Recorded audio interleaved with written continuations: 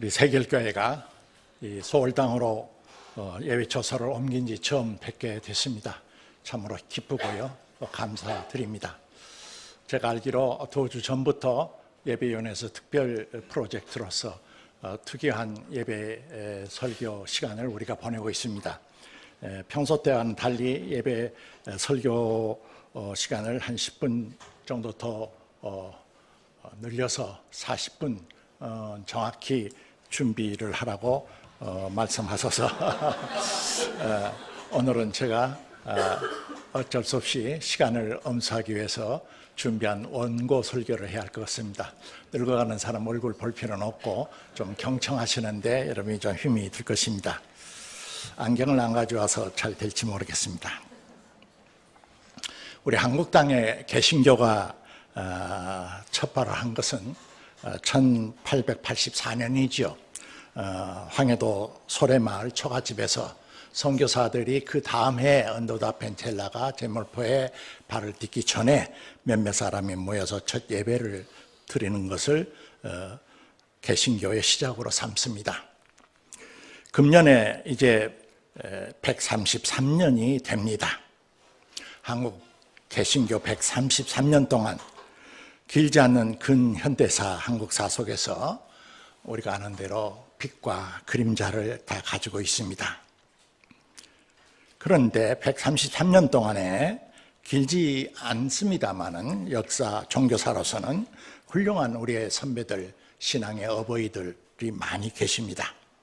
오늘은 우리가 신앙의 선구자로서 특히 종교개혁 500주년을 맞으면서 종교개혁 정신을 한국인으로서 가장 또렷하게 그렇게 살고 간 함석헌이라고 하는 우리 신앙의 선배를 한번 조명하면서 우리 자신의 믿음을 성찰해 보려고 합니다.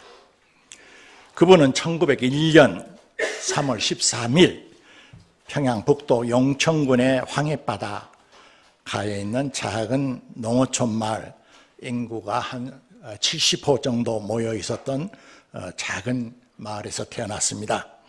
한의업을 하는 한의사였던 것 같아요. 아버지가 함형택 씨, 어머니 이름은 김형도 씨인데 5남매 가운데서 장남으로 태어났어요. 함석헌은 고향의 의미를 2가지로 자주 말합니다. 첫째, 성경에 스불론 담과 납달리 이방의 갈릴리어라고 하는 마태복음의 말이 4장에 있는데, 말하자면 변두리 민초들의 마을에서 태어났다는 사실입니다. 양방 상놈의 그런 반상 계급 의식이 없었어요. 소박한 서민들이 사는 마을이었다는 것입니다.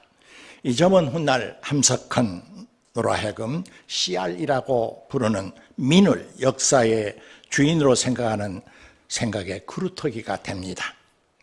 둘째, 고향의 의미는 청일전쟁과 러일전쟁의 이 싸움의 여파를 가장 민감하게 느끼던 지역이었습니다. 그래서 민족에 대해서, 나라에 대해서 생각을 할 수 있었고요. 일찍이 기독교가 마을에 전래되어서 신문화에 접촉할 수 있었다는 것입니다. 이 2가지는 이제 함석헌에게 평생 동안 기독교와 민족과 기독교라고 하는 지울 수 없는 그의 일생을 결정하는 중요한 키워드가 됩니다. 그 누구든지 소년기 시절, 청소년 시절은 교육이 중요하죠. 인격 형성의 가치관과 세계관에 기초를 놓는 때입니다. 그는 마을에 있는 삼천제라고 하는 서당, 이름이 삼천제였는데 아마 맹모 삼천지교회에서 서당 이름을 빌렸지 않았나 하는데, 그곳에서 천자문과 명심보감 같은 한문 글자 독법을 터득합니다. 그리고 신교육이 일찍 들어와서 마을에 있는 덕일소학교, 양시 고등보통학교에서 신식교육을 받습니다. 그런데 당시는 아직 합방은 안 됐지만은 서울 경성에 관립 경기 고등보통학교가 있었고, 평양에 관립 평양 고등보통학교가 있어요. 고등보통학교라고 되어 있습니다만은 요즘으로 말하면 중고등학교시다. 제가 중고등학교 시작할 때도 5년제였어요. 5년제. 이 두 학교는 당시에 수재들이 들어간다는 학교고, 이 학교를 졸업한 사람은 경성, 당시 서울에 있는 관립 학교인 경기 의과대학이죠. 의과대학의 무시험 특혜 자격을 받을 수 있었고, 그렇지 않으면 대개 이제 관리로 채용이 되는 소위 말하는 엘리트 학생이었습니다. 당시 함석헌은 졸업 후에 경성의전에 입학을 해서 의사가 되려는 꿈을 꾸었던 소년이었다, 그 말입니다. 그런데 인생의 여론은 아무도 알 수가 없어서 내일 일은 남 몰라요. 복음상은 그대로죠. 예. 그가 졸업반 때 관리평양고등보통학교 졸업반 때 1919년 3.1 만세 독립사건이 일어난 겁니다. 함석헌 나이는 우리 나이로 19살 때입니다. 그의 회고담에 의하면은 어디에서 자기 자신이 그런 용기가 일어났는지 자기도 잘 모르겠는데, 온종일 평양시계를 누르면서 만세 독립운동을 부르고 태극기와 독립선언서를 복사해서 동부들에 나눠주고 마치 열병을 앓는 처럼 마음껏 원 없이 온 하루를 그렇게 지냈다는 것입니다.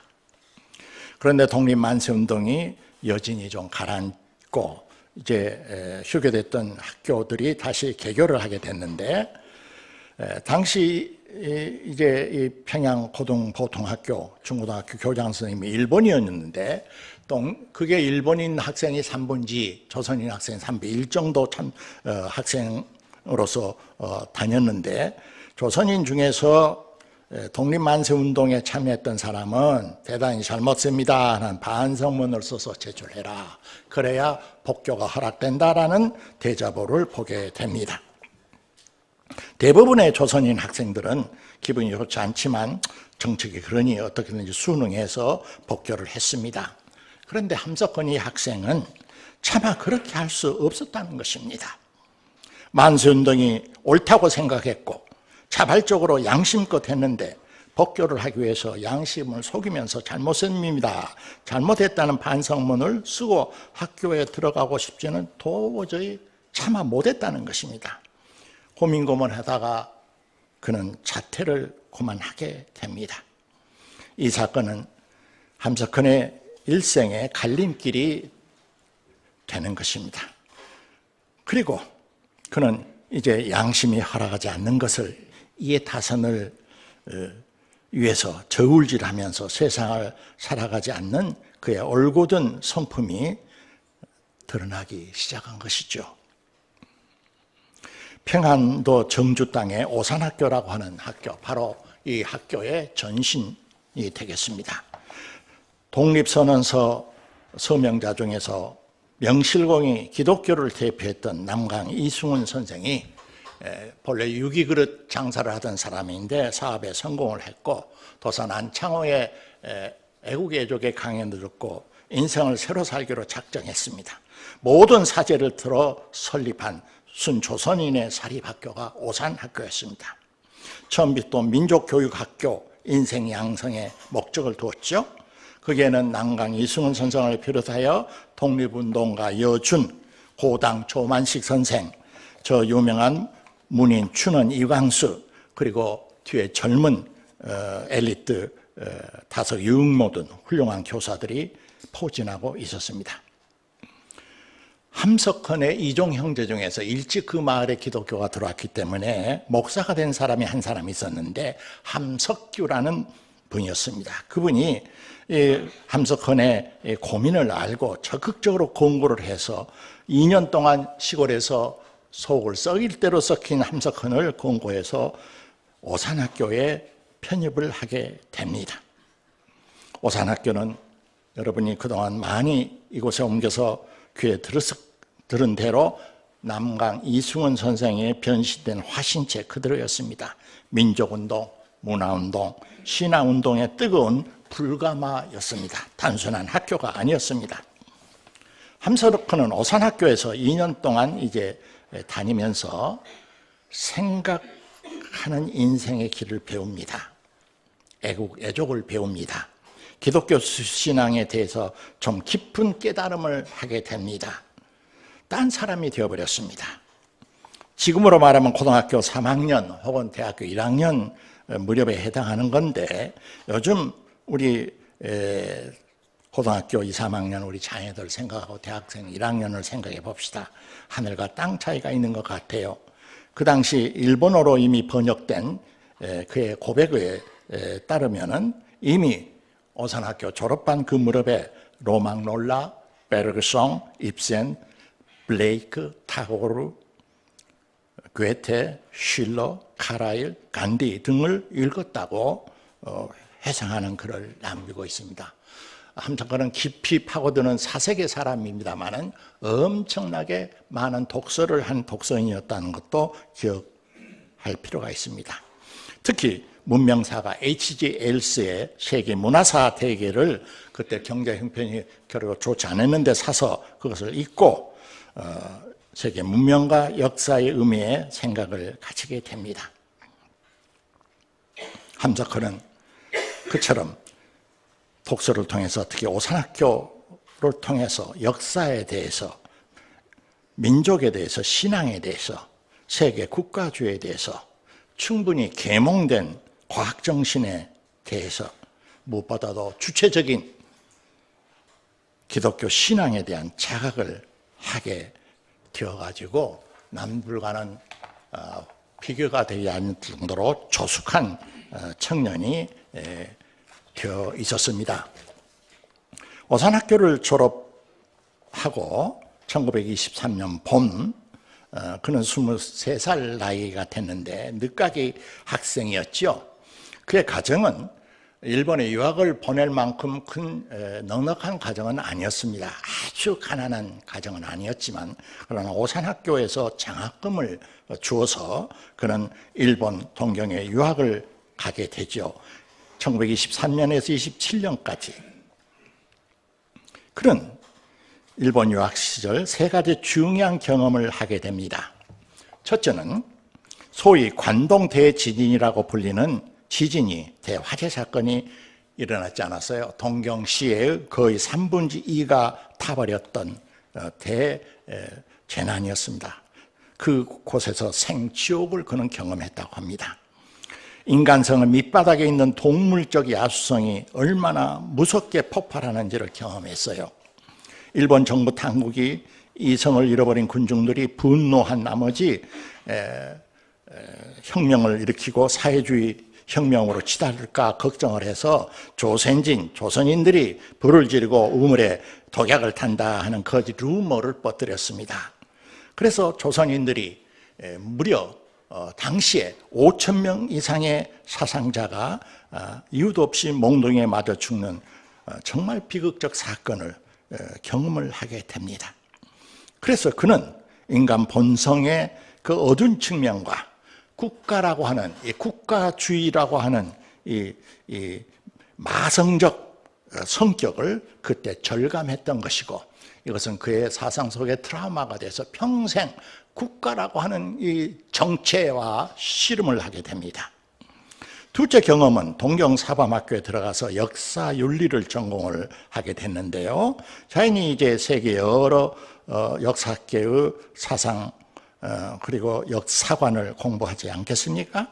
특히 당시에 팽배했던 마르크스 유물사관을 극복하고 그리스도교 신앙과 현대 역사학을 융합한 사관을 갖추는데 그는 혼신의 힘을 쏟습니다.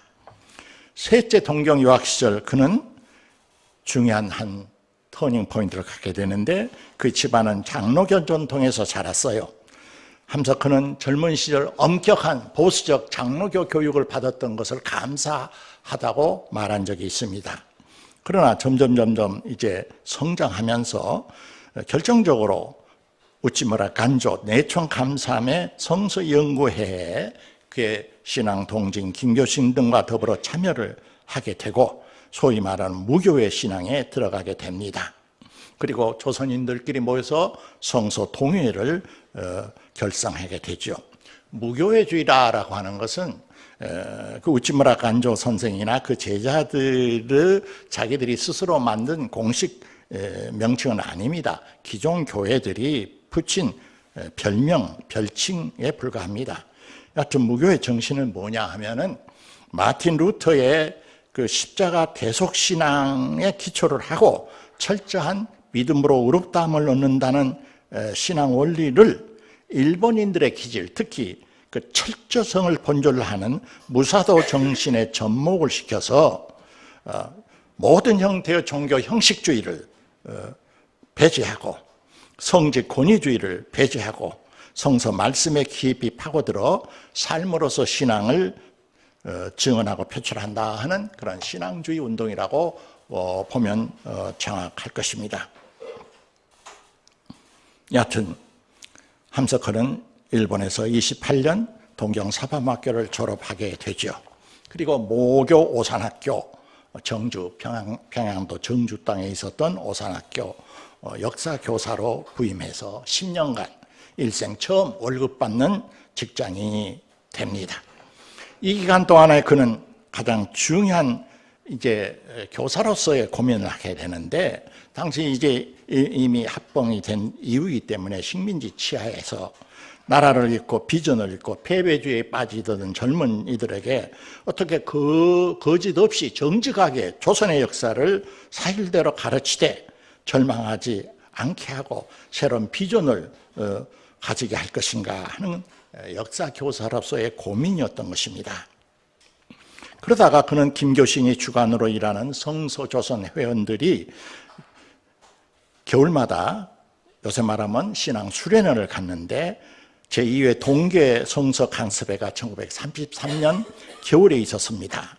연 3일간 있었는데 여기에 강사로서 초빙을 받아서 성서적 입장에서 보던 조선 역사라고 하는 제목을 내걸고 글자 그대로 3일간 열강을 했습니다. 그 강의를 듣고 김교신 자신이 너무나 감동이 되어서 그것을 성서조선 잡지에 그 뒤에 22회에 걸쳐서 연재를 했고, 이것은 뒤에 이제 분단이 된 다음에 서울에서 1950년 성서적 입장에서 보도 조선 역사라는 조그마한 책으로 간행이 되었습니다. 단행본으로. 그리고 한 10여 년 이후에 이것은 증보판으로 뜻으로 본 한국 역사라고는 책명으로 바꿔져서 지금도 한 해에 1만여 권 가까이 누군가는 모르지만 한국의 바닥 사람들이, 생각하는 사람들이 이 책을 사서 읽는 고전 중에 고전이 된 것입니다. 그리고 함석헌은 성서조선제에 기교했던 여러 가지 글의 필화 사건으로 일본 당국의 요 주인물이 되고 옥중 경험을 하게 돼서 그의 변호로 말하면 인생대학의 덕을 톡톡히 보게 됩니다. 해방전국 이야기입니다. 40년에서 55년까지 약 15년 동안 그로서는 또 한 번의 고난을 통한 사상적 탈바꿈을 하게 됩니다. 47년에 부모님과 가족을 이북에 남겨두고 도저히 견딜 수가 없어서 남하를 하게 되지요. 그런데 해방정국의 함석헌은 북한을 점령한 소련군과 공산당 정치 권력에 의해서 신의주 학생사건 주범으로 지목이 되어가지고 소련군에 의해서 투옥이 돼요. 뿐만 아니라 오산학교에서, 정주 땅에 있는 오산학교입니다. 북한에 있었던 학생들이 반정부 유인물을 돌리는 사건이 있었는데 이 사업 배후 조종자가 함석헌 아니겠느냐, 이렇게 북조선 인민공화국 정치 세력에 의해서 의심을 받고 보안대에 끌려가 고초를 당합니다. 냉전 체제의 이념 분쟁에 희생이 된 거죠. 그러나 그의 사상은 점점 더 깊어갔습니다. 인간의 영혼은 고난을 통하여 더욱 정화되고 승화되고 연그러져 가는가 봅니다. 유교라는 동족 상잔의 참화를 겪으면서 함석헌은 54년 새시대의 하나님, 흰선, 대선언 등등 중요한 글을 우리 사회에 쏟아 놓습니다. 1955년부터 70년까지 15년 동안은 한국 사회가 여러분 다 아시는 같은 시대를 산 우리와 동시대가 되니까 자유당 말기의 부패 정권 그리고 박정희 일당의 쿠데타 군사 정부에서 한국민은 누구나 할 것 없이 광야에 저 예수가 당한 시험 3가지를 치르게 되죠. 한마디로 말해서 팽과 검, 정신과 물질, 신앙 양심이냐 힘의 숭배 철학이냐, 배고픈 언론 자유를 택할 거냐, 배부른 영혼 없는 언론인이 될 거냐, 갈릴리의 복음을 따를 것이냐, 궁중 사제가 된 어영 종교 신자가 될 것이냐, 민주주의냐 반민주주의냐의 싸움이었습니다. 이 무렵 함석헌은 글자 그대로 한국 광야의 세례 요한이라고 사람들은 그를 주목했습니다. 이 무렵 함석헌은 매우 의미 있는 논설문을 당시 사상계 잡지와 기타 잡지를 통해서 발표했는데 1956년 특별히 한국 기독교는 무엇을 하고 있는가? 58년 생각하는 백성이라야 산다. 61년 5.16을 어떻게 볼 것인가? 63년 3천만 결의 앞에 울음으로 부르짖는다 하는 글자 그대로 피눈물 나는 또 동시에 낙양에 직가를 올리는 글을 발표하게 됩니다. 1960년 이후 함석헌에게는 신앙적으로 2가지 새로운 지평이 열립니다. 하나는 예수의 고생물학자 신부 테야르드 샤댕을 만나서 우주적 그리스도 이해에 접하여, 그리고 또 하나는 영국의 조지 폭스에 의해서 시작된 개신교 신비주의 소종파 하나인 소위 퀘이커 신앙에 관심을 가지게 됩니다. 그는 미국 국무성과 영국 외무성의 초청으로 미국과 영국을 방문하고 아놀드 톰비 등 저명인사와 만남을 갖습니다. 퀘이커 세계대회에 참석했고 일본 동경에서는 성과 그리스도교 간담회에도 참석하지요.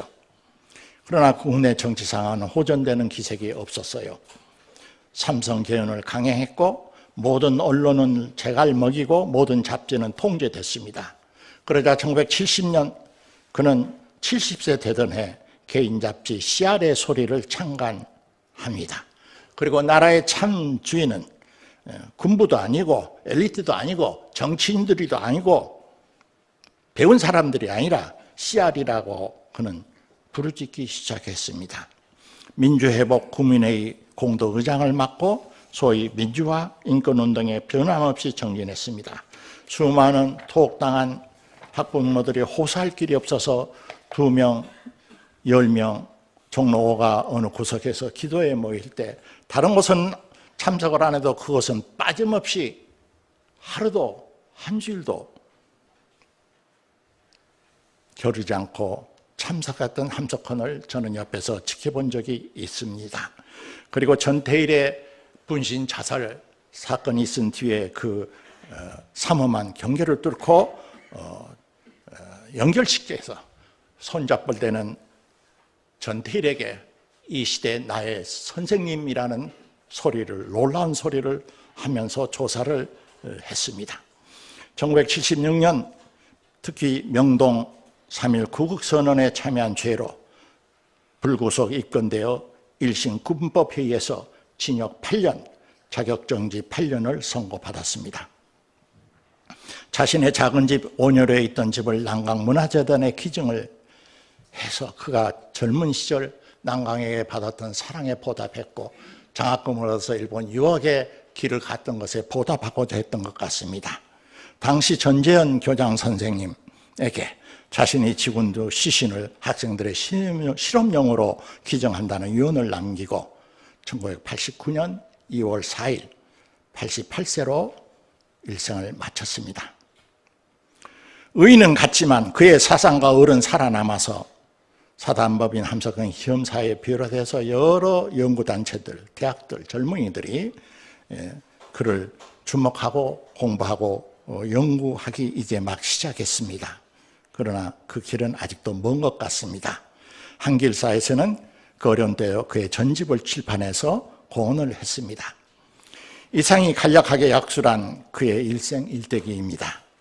오늘 우리의 관심은 그가 한국 기독교사에서 보기 드물게 종교개혁 정신을 가장 뚜렷하게 드러냈고 그렇게 살고 간 신앙인으로서 그 면모를 보려는 것입니다. 외교는 한국 개신교 130년 기간 중에 가장 전형적인 프로테스탄트였던가? 첫째, 그는 무엇보다도 우상타파 정신으로 초지일관한 개신교의 근본 원리에 충실했기 때문입니다. 함석헌은 아호가 그 후학과 제자들에서 CR 혹은 바보새 혹은 신천, 믿을신, 하늘천, 신천 세 가지로 불리는데요. 저는 세 번째 신천을 좋아합니다. 왜냐하면 함석헌을 이해하려면 그가 오직 하나님만을 지극히 알뜰하게 경배하려는 철저한 신앙인이었다는 것을 소홀히 하면 그의 사상을 전혀 이해하지 못하게 되기 때문입니다. 그는 역사 철학자여, 언론인이여, 고전 연구가요, 사회 시민운동가요, 시인이요, 다양한 면모를 가집니다마는 그의 모든 활동은 신앙인이라는 데에 있습니다. 신앙인 중에서도 그는 전통적 기독교 울타리를 벗어난 신앙인으로서 역설적으로 가장 철저한 기독교적 신앙인이었다고 저는 그렇게 판단하고 감히 말씀드립니다. 그는 죽기 전 1년 전에 MBC인가 어디 KBS인가 공개방송 자리까지 나와서도 우리가 생각하는 그는 무슨 범지구적 소위 보편적 종교인이 아니라 나의 정체성은 한 부족하지만 크리스찬으로서 말씀드리겠습니다. 나는 그리스도인입니다 라는 자기 정체성을 분명히 말씀하곤 했습니다. 전통교회와 한국 개신교 신학계는 그를 이단자 혹은 비정통신앙인 혹은 종교 혼합주의자라고 내칠지라도 거듭 말합니다만 제가 보기엔 진짜 프로테스탄트 정신으로 충만한 신앙이었습니다. 왜 그렇게 말할 수 있는가? 폴 틸리히라는 유명한 우리가 아는 20세기 사상가는 프로테스탄트 원리가 뭐냐? 간단하게 말하면은 유한한 것을 절대화시키려는 온갖 인간적 시도에 저항을 하고 하나님만을 하나님으로 경배하려는 신앙의 열정, 그것이 프로테스탄트 정신이다, 그렇게 말한 적이 있습니다. 그렇기 때문에 진정한 기독교, 개신교라면은 비진리에 대해서, 불의에 대해서, 절대적이 아닌 것을 절대화하는 모든 것에 대해서 저항을 해야죠. 대들어야죠. 그건 아니다라고 말을 해야죠. 하나님 위의 것, 신성하다고 생각이 되는 실제, 예를 들면은 성경과 같은 종교 경전, 정통신학의 교학체계, 희양찬란한 로마 교황을 비롯해서 법복을 입은 성직자들의 질서, 눈부신 예술적인 교회당 캐시드롤, 심지어 마지막 지금 역사 속에 숨쉬고 있는 역사적 종교로서의 기독교, 위대하지만 그것은 하나님은 아니라는 거예요. 민족이나 국가도 마찬가지요. 그걸 절대화했을 때 그것은 우상이 된다고 보는 입장입니다. 함석헌의 종교에는 기본적으로 두 가지가 있습니다. 첫째, 종교는 사람 살림의 밑둥아리요, 끝이기 때문에 이것이 문제 중에서도 가장 중요한 문제라는 거예요. 역사에 무슨 변동이 있더라도 종교는 절대 없어지지 않는다고 보는 것입니다. 인간이라는 존재가 되어먹기 자체가 종교인이라는 거예요. 기존적인 어떤 기독교인, 불교인, 유교인, 이슬람교인은 아닐 수도 있지만, 심지어 무신론자가 될 수 있지만 종교인이 아닐 수가 없다는 거예요. 역사의 변동이 있을 때는 반드시 종교의 변화가 있을 때 도리어 일어난다는 것입니다. 둘째, 이건 아주 역설적인데, 종교는 변하지 않으면서도 또 변해야 하는 것이라는 겁니다. 늘 그대로 있으면서도 늘 새로워져야 하는 것이기 때문에 역설적이지만 종교적 운명은 순간 찰나에 있다고 늘 강조했어요. 종교라는 것은 절대와 상대가 관계하는 문제이기 때문에 상대적인 인간은 자기가 다루는 절대의 관계를 자꾸 이제 포장해서 절대화하려고 하고 우상화하려고 하는 그런 유혹에 떨어지게 십상이죠. 그래서 마침내 인간은 결국 종교 때문에 비인간화되고 종교 전쟁을 일으키기도 합니다. 함석헌이 종교에 관해서 여러 가지 비유를 많이 말했지만은 제 마음속에 가장 아름다운 은유는 이렇습니다. 그의 말입니다. 비유하건대 종교라는 것은 보석 구슬과 같은 것이 아니고 하나의 보잘것없는 작은 그 안에 배알을 간직한 씨다. 씨. 씨는 흙에 묻혀 새싹으로 나와서 자라서 열매를 맺고 커져가는 살아있는 거목과 같은 것이다. 온갖 보화를 간직한 보물 창고와 같은 것이 아니다. 착각 안 했으면 좋겠다는 것입니다. 함석헌은 초기 개화기 때 한민족에게 전해져서 생명력을 가지고 신선한 공기를 불어넣었던 개신교가 보수주의, 근본주의, 교류주의에 속박이 되고 긴 2000년의 교회사를 보더라도 조그마한 실줄기 같은 한 교회사 물줄기에 불과한데 자기가 소속하고 있는 그 교파나 종파를 절대시하는 그런 태도를 그는 용납할 수 없다고 비판했던 것입니다. 심지어 그가 일본 유학 시절 큰 영향을 받았던 무교의 신앙마저도 그 신앙의 동지들이 마침내는 무교의 주의를 웃지 마라 간조를 신성시하고 절대시하고 무교의 주의라고 하는 종파를 변함이 없는 절대적인 무슨 교파인 양 할 때 그는 신앙 동지들로부터 배신자라는 소리를 들으면서까지 무교주의를 떠나게 되었던 것입니다. 기독교를 예로 들면서 함석헌은 한국의 기독교가 본래적인 영과 진리로 예배하는 신앙 공동체 자리에서 변질해서 물상화된 종교단체로 변질하면 어떤 특징이 나타나느냐? 5가지 특징이 나타나요. 첫째, 교리를 완성하고 교리를 명분으로 해서 진리를 독점했다고 착각을 합니다. 우리만이 진리를 독점했다. 둘째, 종교가 점점 제도화하고 교권주의가 발달해서 인격적인 피돌기가 그만 그쳐버려요. 피가 안 돌아. 셋째, 새로운 시대, 새로운 사조, 새로운 사상에 대해서 늘 방어하고 수세하려고 하는 심지어 그런 것에 대해서 독단적인 공격성을 드러내는 특징을 지어요. 종교가 굳어지면. 넷째, 종교의 마지막 목적을 피한적인 것, 타교적인 것, 그래서 몰역사적인 종교로 변질해. 마지막에는 그 자체 안에, 그 종파 안에 내분이 자주 일어나서 자꾸 분파작용이 심해. 가만히 보면 그동안 한국 개신교 초기 이후에 지금 우리 모습과 똑같거든요. 함석헌의 프로테스탄트 정신은 그의 환히 뚫려 비치는 이성적 그리고 인격적 종교의 주장에서 또 한 번 드러납니다. 그는 언젠가 이런 말을 한 적이 있어요. 지구에 만약 큰 재난이 일어나서 인류 몸의 온갖 문헌 자료가 다 타버리고 망실됐다고 하자. 그렇더라도 요한복음 4장에 나오는 저 수가성 샘가에서 사마리아 여인과 예수와의 그 대화 그 한 장만 남으면 기독교의 핵심 본질은 건져낼 수 있다. 그는 그렇게까지 오늘 읽었던 본문을 중요시했습니다. 이 산에서도 말고 예루살렘에서도 말고 아버지께 참답게 예배할 때가 오리니 예배하는 자는 영과 진리로서 예배할지니라. 여기서 신령과 진정으로 예배할지니라. 우리 개혁 성경에 그렇게 되어 있는데 원문은 엠프니마 카이 알레데이아, 영어로 하면 in spirit and truth이다. 직역을 하면 영과 진리 안에서 예배하라는 거예요. 영과 진리 안에서.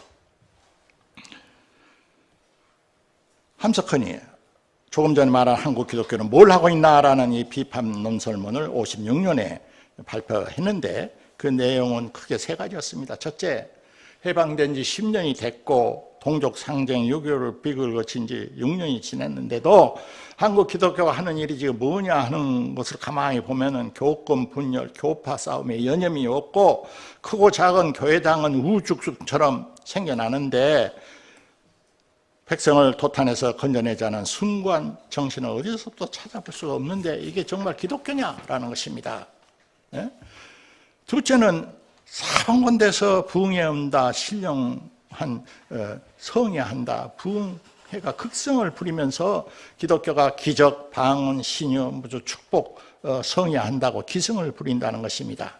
그것은 고혈압 앓는 환자처럼 교회들이 막고 청신한 기풍이나 높은 윤리적 영성을 그 안에서는 찾아볼 수가 없다는 것입니다. 함석헌은 기독교가 말하는 참 예배, 영과 진리 안에서 드리는 예배, 그것이 참 예배인데 이 산이냐 저 산이냐, 예루살렘이냐, 바티칸이냐 무슨 런던이냐, 미국이냐 영국이냐, 그런 장소나 전통이나 종파나 교파나 혈연이나 지연이 문제가 아니라는 겁니다. 종교는 물론 칸트가 말하는 순수 이성의 한계를 돌파하면서 은혜를 받는 것은 사실입니다. 함석헌도 그렇게 생각합니다. 그러나 성신 충만, 은혜 받기까지 그때까지는 인간은 인격적 존재고 이성적 존재이기 때문에 충분히 이성적이어야 하고 철저히 윤리적 단계를 통과한 연후에 은총도 있고 기적도 있다고 함석헌은 강조합니다. 그렇지 않으면은 신들린 망아 상태의 무당 구판에서 무당들이 자기도 무슨 소리를 하는지 모르게 구판에서 벌떡벌떡 뛰는 그런 열광적, 광신적 종교단체가 되고 만다는 겁니다. 한마디로 함석헌의 종교개혁자로서의 면모는 그런 타계주의적 기독교나 몰약적사적 기독교나 반지성적 기독교나 현실 도피적 기독교를 비판하고 하나님의 나라가 땅에 임하도록 힘쓰는 신앙 공동체여야 한다는 것입니다. 하나님의 나라는 뭐나? 물론 하나님의 나라는 시간과 영혼, 개인과 공동체, 이 세상과 저 세상, 물질과 정신, 자율과 타율, 그 양면의 분열이 극복되면서 거룩한 것, 자유로운 것, 평등한 것, 생명 충만이라는 이 생명 현실이 마치 햇빛처럼 온 누리에 가득 찬 생명 현실을 말합니다. 그렇기 때문에 함석헌은 교회가 전통적으로 가르쳤던 십자가의 대속신앙도 오해하지 않는 한에서 깊이 생각을 해야 한다고 그는 강조했습니다. 이것이 대속신앙이 정말 깊은 데 들어가지 않으면은 아주 파렴치한 대속신앙주의자다 돼버려 안진뱅이 싸구려 기독교 신자들을 양산할 뿐이라는 겁니다. 대속한다, 대신 속죄한다 하는 영어 atonement는 그 영어 글자를 파자해서 보면 at one month인데 혈육적 인간인 내가 역사적 예수와 함께 십자가에서 자기를 철저히 부정하여 일단 죽고 그리스도이신 예수, 그 그리스도 성이신 예수, 진리, 생명, 빛, 그 생명 안에서 새로운 피조물로 재탄생하는 소위 새로운 존재로의 재탄생 경험이 없는 대속신앙은 대단히 위험할 뿐만 아니라 참으로 철이 들고 책임적인 현대인들에게는 인격적 주체적인 존재로서 나도 모르는데 내 대신 내 죄를 누가 다 대속해 줬다더라 하는 말이 그렇게 진지하게 받아들일 리가 없다는 거예요. 돈 5천만 원과 5억만 내가 빚을 지고 갚지를 못해서 집안이 파산 직전에서 죽을 지경인데 그걸 당신 사정이 어려우니까 내가 대신 갚아주고 그 무심하지 안 받기로 하자 했다면은 정말 그런 그 경험을 했다면 그 사람은 평생 두고 그 사람의 은혜를 잊지 않고 선한 일, 좋은 일을 하면서 살아가실 건데, 자기 생명을 대속했다는 십자가의 대속신앙을 믿는 크리스찬들의 오늘의 삶이 정말 그 진짜 그들을 믿느냐 말이에요. 말짱 거짓말이라는 거예요. 관념적으로, 교리적으로만 받아들인단 말이에요. 그래서 그런 대속적 신앙을 버리지는 않고 자기 나름대로 깊이 그것을 이제 내면화하게 됩니다. 함석헌은 하나님은 무한한 사랑의 마음이시고, 예수는 그의 하나님의 가슴에서 쏟아져 나오는 유기된 하나의 인격체고, 그리고 우리 각자의 인격 중심이 이 셋이 하나의 동심원에서 만나서 서로 사랑하고 신뢰하는 하나가 되는 체험, 그것이 기독교의 핵심이라는 거예요. 사도 바울로 표현하면 그리스도 안에서 엔 그리스도 in Christ. 요한복음 표현으로 말하면 그날에는 내가 아버지 안에, 너희가 내 안에, 내가 너희 안에 있는 것을 너희가 알리라. 요한복음 14장 20절 그 구절로 압축된다고 볼 수 있겠습니다. 그것을 조금이라도 체험한 사람, 진실이라고 정말 경험한 사람, 믿는 사람은 예수가 부탁한 너가 나를 사랑하면 내 계명을 지켜야 할 것이다. 내 이웃사랑의 계명을 지키는 자가 될 것입니다. 그러면 그 사람은 하나님 아버지의 사랑을 받게 될 것이고, 인생 행로를 걸어가다가 문득문득 그리스도가 자기 곁에 동행하는 것을 깨닫는 은총도 받게 될 것이라는 것입니다. 하나님의 나라와 민중에 대한 그의 생각입니다. 지기도문의 핵심에 당신의 나라가 땅에서도 이루어진 것이 땅에서도 이루어지다라고 기도하라 했습니다. 그런데 땅이 어디냐? 땅은 우리가 받고 다니는 흙, 돼지, 광화문, 내거리, 국회의사당이 아니라는 것입니다. 그것은 크게 보면 현실 세계고 세속적 세계고 역사적 현실 세계입니다. 그러나 그것은 너무 크게 말해버리면 추상적이 되니까 함석헌은 말합니다. 예수께서 땅 중에 땅, 하나님의 나라가 땅에서도 이루어지다 할 때 그 땅 중에 땅, 흙 중에 흙은 고난받고 서름받고 가난하고 지금 이 시간에도 핍박받는 민초들, 서민들, 민중들, 씨알의 생명, 그들의 마음이 곧 땅이고 흙이라는 것입니다. 그곳에 하나님 나라가 임하기 전에는 하나님 나라 안 온다는 겁니다. 그러나 정직하게 말하면 역사적 기독교는, 특히 개신교는 종교개혁 이후에 지금까지 500년 동안 우리 사회의 맨 바닥 사람들을 외면했습니다. 기껏 하면 불쌍히 여겨서 구호를 베풀어야 할 시혜의 대상자 정도로 생각을 했지, 내 식탁에 같은 주인으로 친구로 초대한 적은 없었습니다. 역사 현실 속에서 전쟁이 나면 맨 앞에 가서 총알바지가 되고 먹거리를 생산하고 온갖 꾸준 일을 맡아 사회공동체를 지탱해가는 바닥 사람들을 권력자들, 기성 종교들은 외면을 했던 것입니다. 특히 기독교가 서민들의 삶의 고통을 외면한 채 선교 부흥을 위해서, 하나님의 영광을 위해서라는 명분을 들고 수백억 교회당을 짓고 교세를 강화하고 호락하게 이렇게 하는 것은 함석헌이 볼 때는 예수 복음과 아무 관련이 없고 도리어 종교가 죽어가는 종교의 말기 현상이 아니냐는 것입니다. 그는 그런 비유를 들었죠. 노예고치가 뽕잎을 잔뜩 먹고 고추즙에 이제 들어가서 잠을 자는 형국.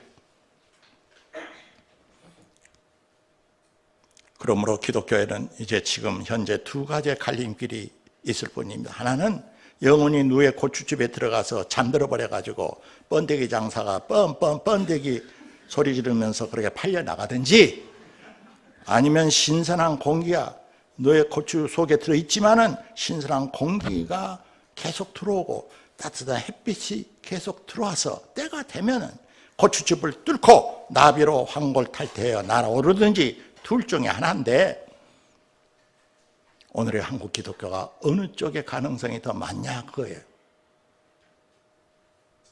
마지막으로 함석헌은 한국 기독교의 종교개혁자, 그는 구약의 예언자의 정신을 물려받았던 사람 같습니다. 그는 역사 이해에서 고난을 주목했습니다. 종교 역할 이해에서 그는 고난이라고 하는 이 문제와 씨름을 해야 한다고 봤습니다. 고난은 고난 뒤에 영원한 복락이 온다는 달콤한 예언을 그는 하지 않았습니다. 하나님은 온갖 혈육적인 짐승과 같은 본성이 우리 속에 있는데 이것을 갈고 닦아서 살과 같이 부드럽게 다른 생명들의 아픔에 예민하게 감응하는 사람들이 되게 하기 위하여 삶과 역사 속에 우리가 알 수 없는 고난을 허락하신다는 것입니다. 고난은 당장은 고통이고 아프지만 겪고 나면 은혜고 영혼을 정화하고 연결게 합니다. 고난은 생명의 한 원리이기 때문에 고난을 통해서 자유는 더 높이 더 자유롭게 오른다고 보았습니다.